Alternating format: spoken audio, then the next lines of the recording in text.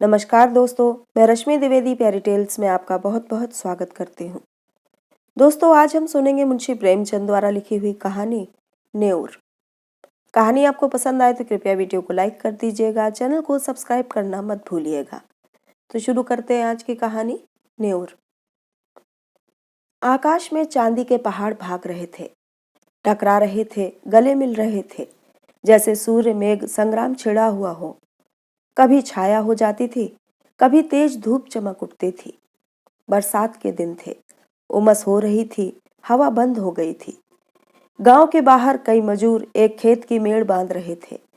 नंगे बदन, पसीने में तर, कचनी कसे हुए, सब के सब फावड़े से मिट्टी खोदकर मेड़ पर रखते जाते थे। पानी से मिट्टी नरम हो गई थी। गोबर ने अपनी कानी आंख मटकाकर कहा, अब तो हाथ नहीं चलता भाई, गोल भी छूट गया होगा, चबेना कर ले। नेऊर ने हंसकर कहा, ये मेड़ तो पूरी कर लो, फिर चबेना कर लेना, मैं तो तुमसे पहले आया। दोनों ने सिर पर झव्वा उठाते हुए कहा, तुमने अपनी जवानी में जितना घी खाया होगा नेऊर दादा, उतना तो अब हमें पानी भी नहीं मिलता। नेऊर छोटे डील का गठीला, काला, फुर्तीला आदमी था। उम्र 50 से ऊपर थी, मगर अच्छे अच्छे नौजवान उसके बराबर मेहनत न कर सकते थे। अभी 2-3 साल पहले तक कुश्ती लड़ना छोड़ दिया था। गोबर, तुम्हें तमाकू पिए बिना कैसे रहा जाता है नेऊर दादा? यहाँ तो चाहे रोटी ना मिले, लेकिन तमाकू के बिना नहीं रहा जाता। दीना, तो यहाँ से जाकर रोटी बनाओगे दादा? बुचिया कुछ नहीं करती, हमसे तो दादा ऐसी मेहरिया से एक दिन न पटे। नेऊर के पिचके खिचड़ी मूछों से ढके मुख पर हास्य की स्मित रेखा चमक उठी, जिसने उसकी कुरूपता को भी सुंदर बना दिया। बोला, जवानी तो उसी के साथ कटी है बेटा, अब उससे कोई काम नहीं होता तो क्या करूं? गोबर, तुमने उसे सिर चढ़ा रखा है, नहीं तो काम क्यों ना करती? मजे से खाट पर बैठी चिलम पीती रहती है और सारे गांव से लड़ा करती है। तुम बूढ़े हो गए, लेकिन वह तो अब भी जवान बनी है। दीना, जवान औरत उसकी क्या बराबरी करेगी? सेंदूर, टिकुली, काजल, मेहंदी में तो उसका मन बसता है। बिना किनारदार रंगीन धोती के उसे कभी देखा नहीं। उस पर गहनों से भी जी नहीं भरता। तुम गऊ हो, इससे निवाह हो जाता है, नहीं तो अब तक गली गली ठोकरें खाती होती। गोबर, मुझे तो उसके बनाव सिंगार पर गुस्सा आता है। कात कुछन करेगी, पर खाने पहनने को अच्छा ही चाहिए। न्योर, तुम क्या जानो बेटा, जब वह आई थी तो मेरे घर 7 हल की खेती होती थी, रानी बनी बैठी रहती थी। जमाना बदल गया तो क्या हुआ, उसका मन तो वही है। घड़ी भर चूल्हे के सामने बैठ जाती है तो आंखें लाल हो जाती हैं। मुझसे तो ये नहीं देखा जाता। इसी दिन रात के लिए तो आदमी शादी ब्याह करता है, और इसमें क्या रखा है? यहाँ से जाकर रोटी बनाऊंगा, पानी तब 2 कौर खाएगी, नहीं तो मुझे क्या था, तुम्हारी तरह 4 फंकी मारकर 1 लोटा पानी पी लेता। जब से बिटिया मर गई, तब से तो वह और भी लस्त हो गई। ये बड़ा भारी धक्का लगा। माँ की ममता हम तुम क्या समझेंगे बेटा, पहले तो कभी कभी डांट भी देता था, अब किस मुंह से डांटूं? दीना, तुम कल पेड़ काहे को चढ़े थे, अभी गूलर कौन पकी है? न्योर, उस बकरी के लिए थोड़ी पत्ती तोड़ रहा था। बिटिया को दूध पिलाने को बकरी ली थी, अब बुढ़िया हो गई है, लेकिन थोड़ा दूध दे देती है। उसी का दूध और रोटी बुढ़िया का आधार है। घर पहुंच नेऊर ने लोटा और डोर उठाया और नहाने चला कि स्त्री ने खाट पर लेटे लेटे कहा, इतनी देर क्यों कर दिया करते हो? आदमी काम के पीछे परान थोड़े ही दे देता है। जब मजूरी सबके बराबर मिलती है तो क्यों काम काम के पीछे मरते हो? नेऊर का अंतःकरण एक माधुर्य से सराबोर हो गया। उसके आत्मसमर्पण से भरे हुए प्रेम में मैं की गंध भी तो नहीं थी। कितना स्नेह है, और किसे उसके आराम की, उसके मरने की चिंता है? फिर ये क्यों ना अपनी बुढ़िया के लिए मरे? बोला, तू उस जन्म में कोई देवी रही होगी बुढ़िया, सच। अच्छा रहने दो ये चापलूसी, हमारे आगे अब कौन बैठा हुआ है जिसके लिए इतनी हाय हाय करते हो? नेऊर गज भर की छाती किए स्नान करने चला गया। लौटकर उसने मोटी मोटी रोटियां बनाई, आलू चूल्हे में डाल दिए और उनका भुर्ता बनाया। फिर बुढ़िया और वह दोनों साथ खाने बैठे। बुढ़िया, मेरी जात से तुम्हें कोई सुख न मिला, पड़े पड़े खाती हूँ और तुम्हें तंग करती हूँ, और इससे तो कहीं अच्छा था कि भगवान मुझे उठा लेते। भगवान आएंगे तो मैं कहूंगा पहले मुझे ले चलो, तब इस सूनी झोपड़ी में कौन रहेगा। तुम ना रहोगे तो मेरी क्या दशा होगी, ये सोचकर मेरी आंखों में अंधेरा आ जाता है। मैंने कोई बड़ा पुण्य किया था कि तुम्हें पाया था, किसी और के साथ मेरा भला क्या निवाह होता। ऐसे मीठे संतोष के लिए नेउर क्या नहीं कर डालना चाहता था। आलसिन, लोभिन, स्वार्थिन बुढ़िया अपनी जीभ पर केवल मिठास रखकर नेउर को नचाती थी, जैसे कोई शिकारी कटिये में चारा लगाकर मछली को खिलाता है। पहले कौन मरे, इस विषय पर आज ये पहली ही बार बातचीत न हुई थी। इसके पहले भी कितनी ही बार ये प्रश्न उठा था और यूं ही छोड़ दिया गया था। लेकिन न जाने क्यों नेउर ने अपनी डिग्री कर ली थी और उसे निश्चय था कि पहले मैं जाऊंगा। उसके पीछे भी बुढ़िया जब तक रहे आराम से रहे, किसी के सामने हाथ न फैलाए, इसीलिए वह मरता रहता था, जिससे हाथ में 4 पैसे जमा हो जाए। कठिन से कठिन काम जिसे कोई न कर सके, नेउर करता। दिन भर फावड़े कुदाल का काम करने के बाद रात को वह ऊख के दिनों में किसी की ऊख पेरता या खेतों की रखवाली करता। लेकिन दिन निकलते जाते थे और जो कुछ कमाता था वह भी निकला जाता था। बुढ़िया के बगैर ये जीवन नहीं, इसकी वह कल्पना ही न कर सकता था। लेकिन आज की बातों ने नेउर को सशंक कर दिया। जल में एक बूंद रंग की भांति ये शंका उसके मन में समाकर अतिरंजित होने लगी। गांव में नेउर को काम की कमी न थी, पर मजूरी तो वही मिलती थी जो अब तक मिलती आई थी। इस मंदी में वह मजूरी भी नहीं रह गई थी। एकाएक गांव में एक साधु कहीं से घूमते फिरते आ निकले और नेउर के घर के सामने ही पीपल की छांव में उनकी धूनी जल गई। गांव वालों ने अपना धन्य भाग समझा। बाबा जी का सेवा सत्कार करने के लिए सभी जमा हो गए। कहीं से लकड़ी आ गई, कहीं से बिछाने को कंबल, कहीं से आटा दाल। नेउर के पास क्या था? बाबा जी के लिए भोजन बनाने की सेवा उसने ली। चरस आ गई, दम लगने लगा। 2-3 दिन में ही बाबा जी की कीर्ति फैलने लगी। वह आत्मदर्शी है, भूत भविष्य भी बता देते हैं। लोभ तो छू नहीं गया, पैसा हाथ से नहीं छूते, और भोजन भी क्या करते हैं। 8 पहर में 1-2 बाटियां खा ली, लेकिन मुख दीपक की तरह दमक रहा है। कितनी मीठी बानी है। सरल हृदय नेउर बाबा जी का सबसे बड़ा भक्त था। उस पर कहीं बाबा जी की दया हो गई तो पारस ही हो जाएगा, सारा दुख दलिद्दर मिट जाएगा। भक्तजन एक एक करके चले गए थे। खूब कड़ाके की ठंड पड़ रही थी, लेकिन नेउर बैठा बाबा जी के पांव दबा रहा था। बाबा जी ने कहा, बच्चा, संसार माया है, इसमें क्यों फंसे हो? नेउर ने नतमस्तक होकर कहा, अज्ञानी हूं महाराज, क्या करूं? स्त्री है, उसे किस पर छोड़ूं? तू समझता है तू स्त्री का पालन करता है, और कौन सहारा है उसे बाबा जी? ईश्वर खुद नहीं है, तू ही सब कुछ है। नेउर के मन में जैसे ज्ञान उदय हो गया। तू इतना अभिमानी हो गया है, तेरा इतना दिमाग, मजूरी करते करते जान जाती है और तू समझता है मैं ही बुढ़िया का सब कुछ हूँ। प्रभु जो संसार का पालन करते हैं, तू उनके काम में दखल देने का दावा करता है। आस्था की ध्वनि सी उठकर उसे धिक्कारने लगी। बोला, अज्ञानी हूं महाराज। इससे ज्यादा वह और कुछ न कह सका। आंखों से दीन विषाद के आंसू गिरने लगे। बाबा जी ने तेजस्विता से कहा, देखना चाहता है ईश्वर का चमत्कार? वह चाहे तो क्षण भर में तुझे लखपति बना दे, क्षण भर में तेरी सारी चिंताएं हर ले। मैं उसका एक तुच्छ भक्त हूँ, काकविष्टा, लेकिन मुझमें भी इतनी शक्ति है कि तुझे पारस बना दूं। तू साफ दिल का सच्चा ईमानदार आदमी है, मुझे तुझ पर दया आती है। मैंने इस गांव में सबको ध्यान से देखा, किसी में शक्ति नहीं, विश्वास नहीं। तुझमें मैंने भक्त का हृदय पाया। तेरे पास कुछ चांदी है? नेउर को जान पड़ रहा था सामने स्वर्ग का द्वार है। 10-5 रुपए होंगे महाराज। कुछ चांदी के टूटे फूटे गहने नहीं है? घरवाली के पास कुछ गहने हैं। कल रात को जितनी चांदी मिल सके यहाँ ला, और ईश्वर की प्रभुता देख। तेरे सामने मैं चांदी की हांडी में रखकर इसी धूनी में रख दूंगा। प्रातः काल आकर हांडी निकाल लेना, मगर इतना याद रखना कि उन अशर्फियों को अगर शराब पीने में, जुआ खेलने में या किसी दूसरे बुरे काम में खर्च किया तो कोढ़ी हो जाएगा। अब जा, सो रह। हाँ, इतना और सुन ले, इसकी चर्चा किसी से मत करना, घर वालों से भी नहीं। नेउर घर चला तो ऐसा प्रसन्न था मानो ईश्वर का हाथ उसके सिर पर है। रात भर उसे नींद नहीं आई। सवेरे उसने कई आदमियों से 2-2 4-4 रुपए उधार लेकर 50 रुपए जोड़े। लोग उसका विश्वास करते थे, कभी किसी का पैसा भी न दबाता था। वादे का पक्का, नियत का साफ। रुपए मिलने में दिक्कत ना हुई। 25 रुपए उसके पास थे। बुढ़िया से गहने कैसे ले? चाल चली, तेरे गहने बहुत मैले हो गए हैं, खटाई से साफ कर ले। रात भर खटाई में रहने दे, नए हो जाएंगे। बुढ़िया चकमे में आ गई।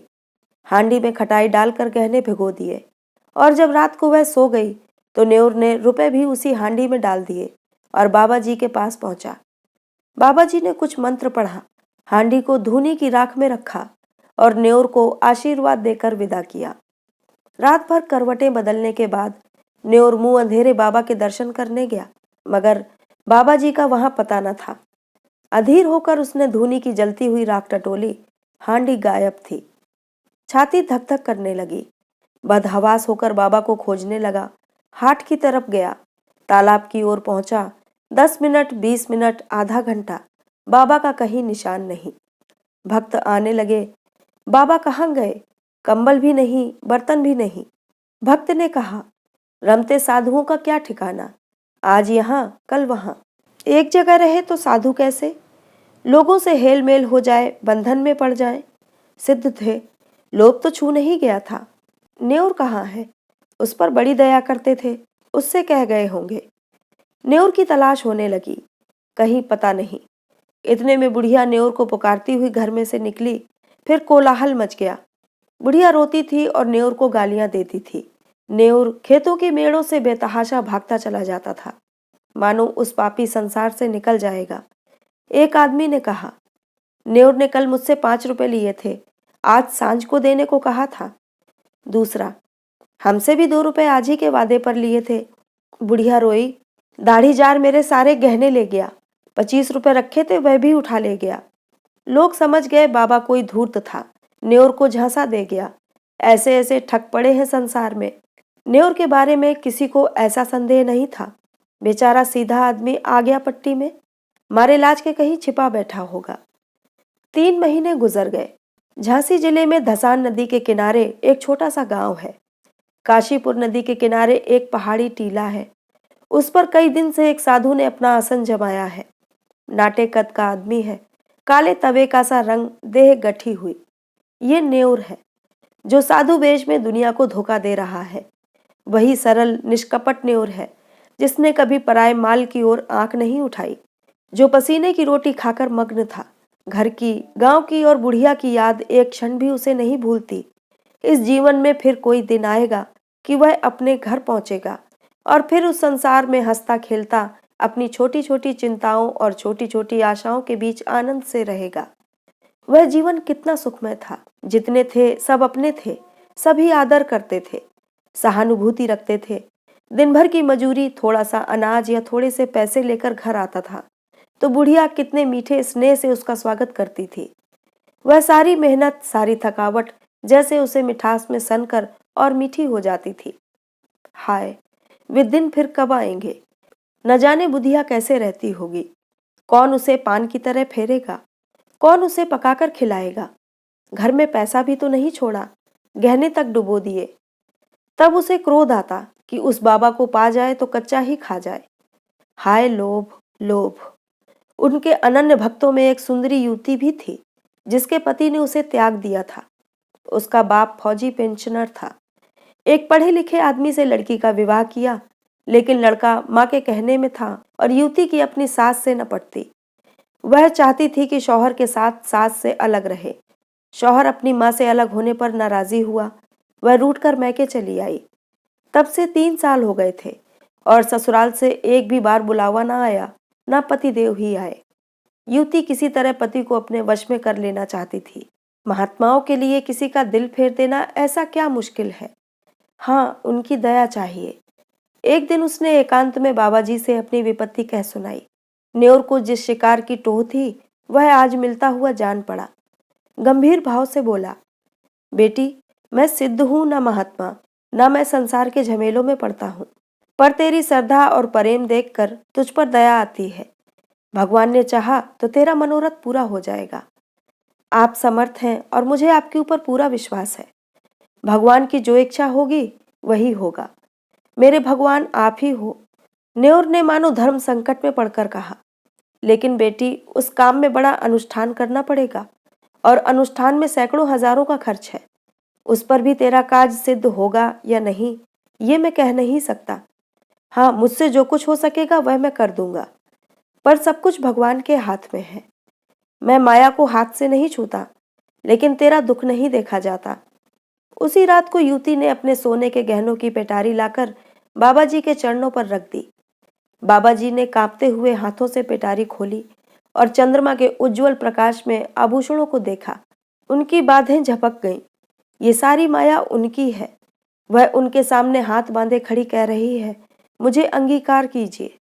कुछ भी तो करना नहीं है, केवल पेटारी लेकर अपने सिरहाने रख लेना है और युवती को आशीर्वाद देकर विदा कर देना है। प्रातःकाल वह आएगी, उस वक्त वह उतना दूर होंगे जहां उनकी टांगें ले जाएंगी। ऐसा आशातीत सौभाग्य जब वह रुपए से भरी थैलियां लिए गांव में पहुंचेंगे और बुधिया के सामने रख देंगे। ओह, इससे बड़े आनंद की तो वह कल्पना भी नहीं कर सकते। लेकिन न जाने क्यों इतना जरा सा काम भी उससे नहीं हो सकता था। वह पेटारी को उठाकर अपने सिरहाने कंबल के नीचे दबाकर नहीं रख सकता। है कुछ नहीं, पर उसके लिए असूझ है, असाध्य है। वह उस पेटारी की ओर हाथ भी नहीं बढ़ा सकता है। इतना कहने में कौन सी दुनिया उल्टी जाती है कि बेटी इसे उठाकर इस कंबल के नीचे रख दे। जबान कट तो ना जाएगी, मगर अब उसे मालूम होता कि जबान पर भी उसका काबू नहीं है। आंखों के इशारे से भी ये काम हो सकता है, लेकिन इस समय आंखें भी बगावत कर रही हैं। मन का राजा इतने मंत्रियों और सामंतों के होते हुए भी अशक्त है, निरीह है। लाख रुपए की थैली सामने रखी हो, नंगी तलवार हाथ में हो, गाय मजबूत रस्सी के सामने बंधी हो, क्या उस गाय की गर्दन पर उसके हाथ उठेंगे? कभी नहीं। कोई उसकी गर्दन भले ही काट ले, वह गऊ की हत्या नहीं कर सकता। वह परित्यक्ता उसे उसी गऊ की तरह लग रही थी। जिस अवसर को वह 3 महीने से खोज रहा है, उसे पाकर आज उसकी आत्मा कांप रही है। तृष्णा किसी वन्य जंतु की भांति अपने संस्कार से आखेट प्रिय है, लेकिन जंजीरों से बंधे बंधे उसके नख गिर गए हैं और दांत कमजोर हो गए हैं। उसने रोते हुए कहा, बेटी, पेटारी उठा ले जाओ। मैं तुम्हारी परीक्षा कर रहा था, मनोरथ पूरा हो जाएगा। चांद नदी के पार वृक्षों की गोद में विश्राम कर चुका था। न्योर धीरे से उठा और धसान में स्नान करके एक ओर चल दिया। भभूत और तिलक से उसे घृणा हो रही थी। उसे आश्चर्य हो रहा था, थोड़े उपहास के भय से वह घर से निकला ही कैसे।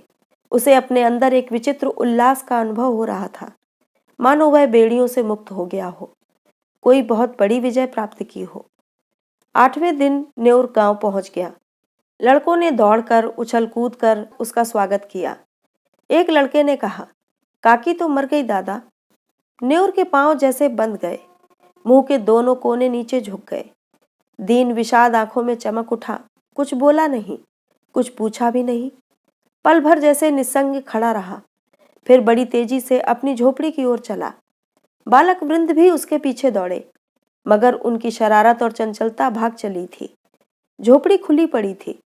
बुधिया की चारपाई जहां की तहां थी। उसकी चिलम और नारियल ज्यों के त्यों धरे हुए थे। एक कोने में 2-4 मिट्टी और पीतल के बर्तन पड़े हुए थे। लड़के बाहर ही खड़े रहे। झोपड़ी के अंदर कैसे जाएं? वहां बुधिया बैठी है। गांव में भगदड़ मच गई। न्योर दादा आ गए। झोपड़ी के द्वार पर भीड़ लग गई। प्रश्नों का तांता बंध गया। तुम इतने दिनों कहाँ थे दादा? तुम्हारे जाने के बाद तीसरे ही दिन काकी चल बसी।